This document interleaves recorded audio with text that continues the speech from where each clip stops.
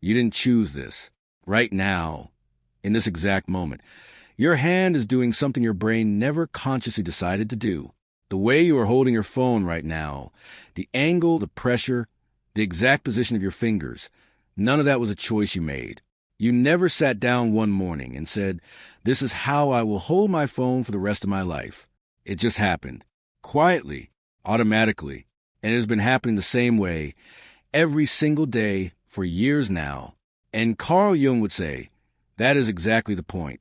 Because the things we do without thinking are not accidents. The small, invisible, automatic behaviors of the human body are not random noise. They are signals.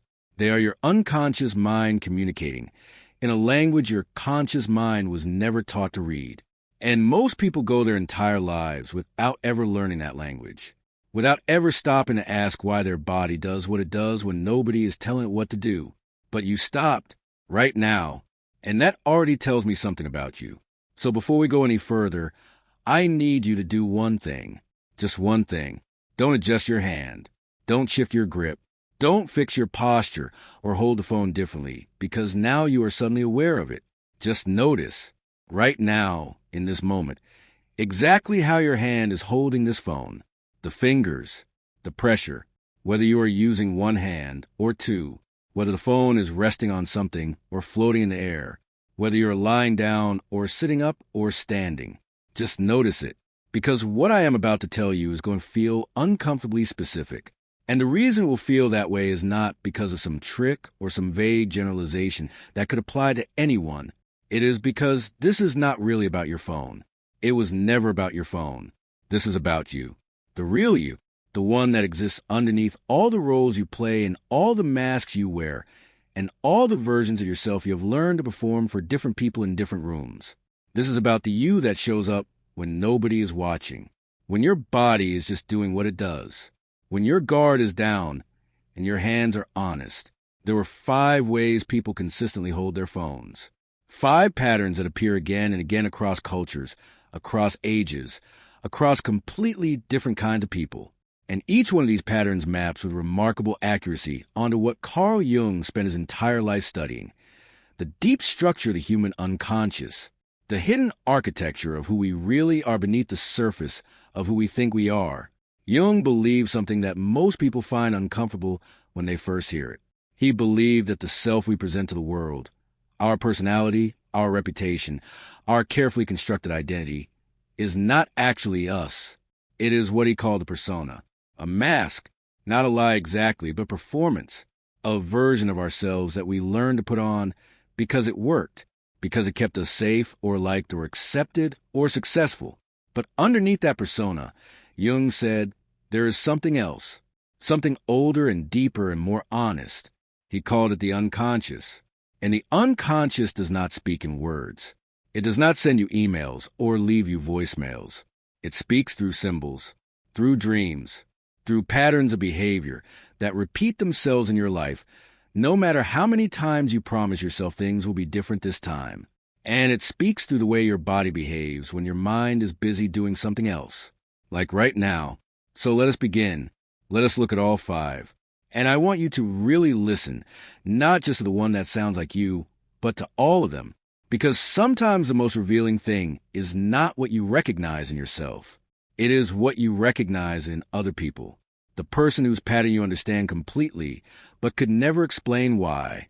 The first way people hold their phone: both hands wrapped around the device, thumbs meeting in the center of the screen, the phone held close to the face, the grip firm and consistent.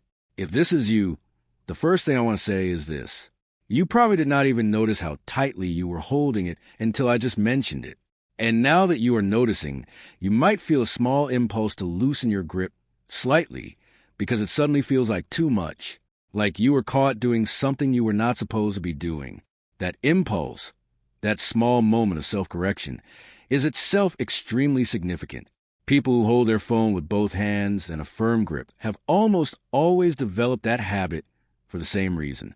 At some point in their life, things slipped, things fell apart, plans failed, people left, situations collapsed that were supposed to be stable. And in the aftermath of that experience, or those experiences, because it rarely happens just once. They learn something. They learn that the only reliable safety is the kind you create yourself. The only control you can trust is the control you maintain personally. So they hold on to their phone, to their schedule, to their plans, to their relationships, to their emotions, to their version of how things are supposed to go. Jung would recognize this pattern immediately. He wrote extensively about what happens to the psyche when a person experiences a loss of safety early in their life. When the world proves itself to be unreliable before the child has developed the psychological resources to process that unreliability. What happens is not trauma in the dramatic sense that most people picture. What happens is subtler and more lasting. The nervous system quietly reorganizes itself around a new belief. The belief that safety is not something that exists in the world. Safety is something you have to manufacture continuously through vigilance and preparation and control. And so these people become remarkable at holding things together. They are the ones who arrive early and stay late, who remember the details other people forgot, who notice when something is slightly off before anyone else does, who are called reliable, dependable, the person you call when things go wrong, because they will know what to do. But here is what almost nobody around them understands. Inside, there's a quiet and exhausting war happening between the part of them that has to hold everything together and the part of them that is desperately, almost painfully tired of holding everything together. They do not talk about this, not because they do not feel it, but because the idea of letting go, of loosening the grip, even slightly, creates an anxiety that is difficult to describe. Not the anxiety of something specific going wrong. The anxiety of everything going wrong, of some invisible dam breaking, of all the things they have been holding in place finally shifting. Jung would say this person's deepest work is learning to trust, not other people necessarily, though that is part of it, but the process of life itself. Learning that things can fall apart and still be okay, that the ground does not actually disappear when you stop watching it so carefully. The tight grip on the phone is not a flaw. It is a survival strategy that worked once and never got the memo that the danger has passed. The second way, one hand, the phone tilted slightly to the side, the thumb doing all the work, the arm loose and relaxed to the side or resting on a knee. This looks like the most casual of all five, and in many ways it is. But casual is not the same as uncomplicated. Watch someone who holds their phone this way for more than a few minutes. Really watch them. You will notice something interesting happening with their attention. They open one thing, stay for a moment, then move to something else. Not because the first thing was boring exactly, but because there is always, somewhere in the background of their mind, the feeling that something more interesting or more important or more relevant might be just one swipe away. Jung described a particular psychological type that he called a sensation-seeking intuitive. A person whose nervous system is calibrated to respond most powerfully to what is new, what is immediate, what is happening right now in this moment. These are people who experience the world with an intensity that others sometimes find exhausting and often find magnetic. They walk into a room and the temperature changes slightly. They say things that nobody else was willing to say. They make decisions quickly, sometimes impulsively, and they are often right in ways they cannot fully explain because the decision came from somewhere below conscious reasoning. People who hold their phone with one loose hand are almost always living slightly ahead of the present moment. Their mind is already moved to the next thing before this thing is finished. They are, in Jung's framework, people whose energy flows outward, toward experience, toward sensation, toward the next input rather than inward toward reflection. And this creates something beautiful and something painful in equal measure. The beauty is a life that is rarely dull. These people accumulate experiences the way others accumulate furniture. They have stories, real stories, not polished versions of stories. They have been places and met people and made choices that do not make sense on paper, but made complete sense in the moment. There is a vividness to their life that others look at sometimes with admiration and sometimes with a quiet envy they would never admit to. The pain is quieter and arrives mostly at night, because when the input stops, when the thumb goes still and the room is dark and there is nothing left to scroll toward, the mind does not rest. It turns inward and starts doing to itself what was doing to the feed. moving quickly from thought to thought to thought, worry to memory to regret to plan to fear, the half-formed hope. The same restless energy that makes them so alive during the day becomes something closer to torment in the silence. Jung would say this person's shadow, the hidden, rejected part of themselves, is stillness, is depth, is a capacity to sit with one thing long enough to really know it. They have spent so much energy moving forward that they have never learned how to just be where they are. And the work for this person is not to slow down their mind. The mind is not the problem. The work is to learn that the stillness they have been running from is not empty. It is full, fuller than anything they have ever scrolled past. The third way, the phone held at a slight distance from the face, balanced somewhat delicately on the fingers rather than gripped, the whole posture suggesting presence without full contact. This is the rarest of the five, and it is the one that is most consistently misread by other people. If this is how you hold your phone, you have probably been described at some point as hard to read, maybe mysterious, maybe private, maybe a little bit cold, even though the people who know you well would say that is the most inaccurate word anyone could possibly choose. Because here's the truth about people who hold their phone this way. They are not cold. They are not distant. They are not uninterested in the world around them. They are, in fact, some of the most intensely feeling people you will ever meet. The distance is not the absence of feeling. The distance is a response to too much feeling. A careful and necessary space that was created because full contact, for this person, is overwhelming in a way that is genuinely difficult to manage. Jung wrote about what he called the introverted feeling type, a person whose emotional life is extraordinarily rich and complex, but almost entirely internal. They do not wear their emotions on the surface. They do not perform their sensitivity. They carry it quietly, deeply, and almost invisibly. And because they do not broadcast it, the world often assumes it is not there. People who hold their phone this way are the observers, the ones who sit slightly back from the group and take everything in before they decide to participate, the ones who remember what you said 3 years ago in a passing conversation that you have completely forgotten, the ones who notice when something is wrong before anyone says anything, because they are reading the room at a frequency that most people do not even know exists. But there's a cost. The cost is that they're almost always slightly lonely, not in the obvious way. They have people in their life. They're often deeply loved. But there's a layer themselves, the deepest, most essential layer, that they have rarely if ever shown to another human being. Not because they do not want to, but because they have spent so long believing, on some level, that what they carry inside them is too much, too complex, too heavy, too strange, that if they actually showed someone the full interior of their experience, that person would not know what to do with it. So they hold themselves at a slight distance, just like they hold their phone, close enough to be present, far enough to stay safe. Jung would say the wound underneath this pattern is almost always the same. At some point, this person showed their real self to someone who mattered, and that person did not respond the way they hoped. Not necessarily cruelly. Sometimes just with confusion, or with a look that said this is too much for me, or with a change of subject that said I am not able to go where you are going. And the lesson that the psyche quietly drew from that experience was, keep it inside. It is safer there. The healing for this person is not learning to open up to everyone. That is not the goal, and it was never the goal. The healing is finding the one person, or the two people who can actually receive what they carry, and then, slowly, carefully, letting them in past the distance. The fourth way, the phone placed flat on a surface. The person interacted with it while it stays on the table or the bed or the desk, touching and scrolling without lifting it up. This one takes a moment to understand because on the surface, it looks like the most practical approach of all. The phone is right there. Why pick it up when you do not have to? But Jung was not interested in what looks practical.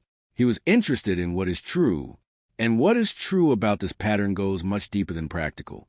People who consistently interact with their phone without picking it up are people who have developed, over many years and often without realizing it, a complicated relationship with full presence. Putting the phone down, keeping it at arm's length even while using it, is an unconscious act of creating distance from the experience, of staying slightly outside it rather than fully in, and this is a pattern that does not stay in the phone. It shows up everywhere. These are the people who are at the party, but somehow seem to be watching it at the same time, who are in the conversation, but processing it from a slight remove, who are in a relationship, fully committed, genuinely caring, but who sometimes feel, in a way they would struggle to explain, like they are watching their own life from a few feet away rather than living it from the inside. Jung called this a dissociative pattern, but not in the dramatic clinical sense, not something broken or damaged, more like a habit of the psyche that learned, at some point, that being fully present was either dangerous or painful or simply not something that was modeled for them growing up, that it was safer, smarter, more manageable to stay slightly removed. These people are often extraordinarily capable in a crisis. When everything is falling apart around them and everyone else is panicking, they are the calm ones, the ones who can assess and decide and act without being overwhelmed by the emotion of the situation. And people admire this deeply. People call them strong, steady, unshakable. But strength and steadiness are not the same thing as presence. And the quiet truth that these people carry, often for decades before they ever name it, is that they feel a numbness at the edges of their own experience, like there's a glass between them and their own life, like they are watching something they are supposed to be participating in. Jung would say this person's deepest need is permission to arrive, fully, without the glass, without the exit strategy, to put both hands on their own life and feel it completely without managing the feeling from a distance. The phone on the table is not laziness. It is a person who has spent years keeping themselves at a safe distance from their own experience, and who, if they are honest, is tired of being safe. The fifth way, lying back, phone held directly above the face with one or both hands, the screen tilted down toward the eyes, the body completely horizontal and open. If this is you, I want you to understand something before we go any further. This is the most vulnerable position of all five. Physically, lying on your back with your arms raised and your chest completely open is one of the most unguarded positions a human body can be in. There is no protection of the torso, no defensive posture, no guarding of the vital organs that every other position instinctively maintains. And you chose it, automatically, without thinking. Jung would find this extraordinary, because it reveals something that is not obvious until you understand the psychology behind it. The person who lies back and holds their phone above their face is almost always someone whose inner world is extraordinarily vivid and consuming. They do not just read things, they enter them. They do not just watch videos, they feel them in their body. They do not just scroll past information, they carry it with them long after the screen goes dark. Something they read 3 days ago will surface in their mind at 2 a.m, and they will lie there working through it while the rest of the world is unconscious. These are the people with the most active and powerful imagination of all five types. They can picture things in precise detail. They can hold multiple perspectives on a single situation simultaneously. They can feel the emotional weight of something that happened to someone else as though it happened to them.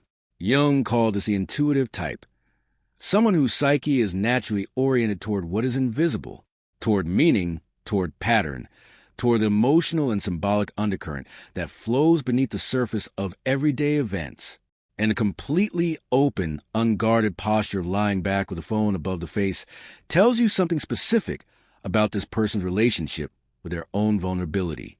They have not closed themselves off, despite everything, and for this type, there's almost always in everything a history of feeling things so deeply that it became painful, of caring so much that they got hurt in ways that took a long time to recover from. Despite all that, they have not armored themselves. They have not built the walls.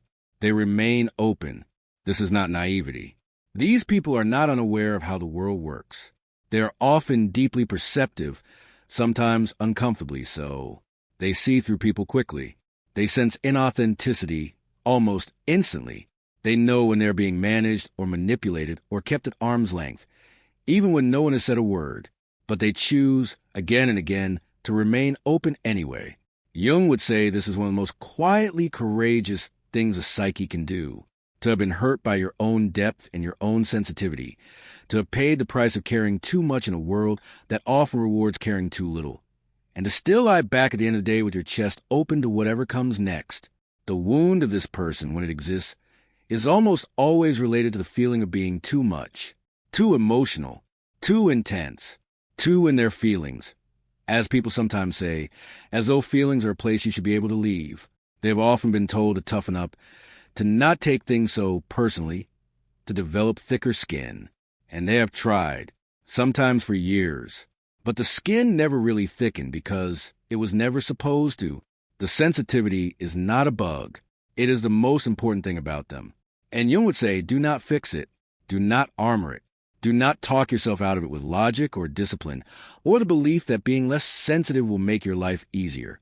It will not make your life easier. It will make your life smaller. Now, I want to tell you something that Jung said that I have been thinking about for a very long time. He said that the most terrifying thing is to accept oneself completely, not to improve yourself, not to understand yourself, not to work on yourself, which is a language we use now, the self-optimization language that turns a human soul into a project with deliverables, but to accept yourself completely, the grip and the looseness and the distance and the openness and everything else that your body has been quietly carrying and quietly expressing for your entire life. Most of us are running a constant low-level war inside ourselves, between who we were told we should be and who we actually are, between the self we perform in public and the self that shows up in private when nobody is watching and the body is just doing what it does without asking permission. And that war is exhausting in a way that is very difficult to describe because it never fully stops. It is not loud. It is not dramatic. It is just there. This constant background friction between the mask and the face, between what you show and what you actually feel, between the grip you maintain and the exhaustion of maintaining it. Jung spent his entire career studying this friction. He believed it was the source of most human suffering, not the big dramatic suffering of loss and grief and failure, though those are real and devastating in their own right, but the quieter, more persistent suffering of people who are not living as themselves, who are performing a version of who they are rather than actually being who they are, who have been doing it for so long that they have genuinely lost track of where performance ends and the real person begins. And he said the path out of that suffering is not self-improvement. It is self-acceptance, which sounds simple, which sounds almost insultingly simple when you first hear it, but which is in practice one of the hardest things a human being can attempt. Because self-acceptance does not mean liking everything about yourself. It does not mean being satisfied with where you are, or giving up on growth, or deciding that change is not worth attempting. It means something much more specific and much more radical than any of that. It means looking at the automatic, unconscious, unguarded expressions of who you are, the tight grip, the restless scroll, the careful distance, the phone on the table, the open chest pointed at the ceiling, and saying, "This is not wrong. This is not something I need to fix or hide or apologize for. This is information. This is my psyche speaking in the only language it knows. And I am going to listen to it rather than argue with it." That is what Jung meant by acceptance, not passivity. Active, courageous, uncomfortable listening to the part of yourself that has been trying to get your attention for years. And so here we are. You have been holding your phone this entire time, the same way you always hold it, without thinking about it, without choosing it, without even being aware of it until a few minutes ago when I asked you to notice. And what I want to leave you with is not a verdict, not a definitive answer about who you are based on the position of your fingers. Jung never dealt in verdicts. He dealt in invitations. Invitations to look more closely at yourself, to take seriously the information that your own body is constantly generating, to treat the automatic and the unconscious not as noise to be filtered out, but as signal to be listened to. The way you hold your phone is one small piece of that signal, one tiny window into a much larger and much more complex and much more beautiful interior than most people ever take the time to explore. But it is a window. And the fact that you are here at the end of this, still listening, still paying attention to something that most people would have scrolled past in the first 30 seconds, that tells me something too. It tells me that you are someone who takes themselves seriously enough to look, who is willing to sit with something uncomfortable if it means understanding something true, who knows, somewhere in a part of themselves that knows things before the mind catches up, that there is more to who they are than the version they have been showing the world. Jung would say that knowing is the beginning of everything, not the end, not the answer, the beginning. And maybe that is exactly where you are right now, right at the beginning of something that has been waiting for you for a very long time.